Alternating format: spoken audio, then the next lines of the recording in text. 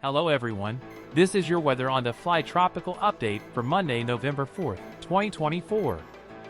Depression strengthens into Tropical Storm Rafael.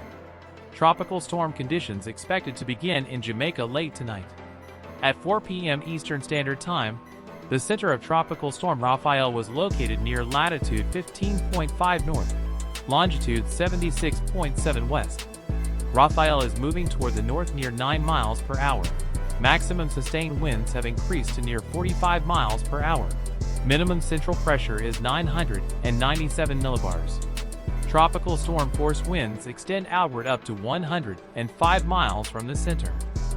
Deep convection continues to burst near the center of the system, with improving overall structure and curved banding depicted in recent satellite images.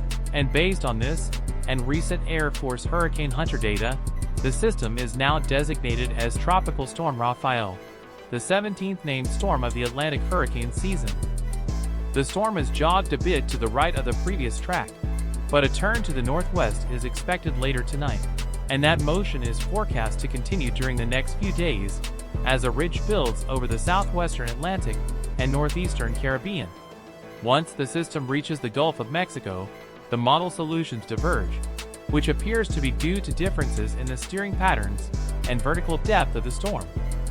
Given the improving overall structure with an inner core developing, combined with favorable environmental factors of low wind shear, high moisture, and warm sea surface temperatures all support intensification. Rapid intensification could occur during the first 48 hours as the system approaches Cuba.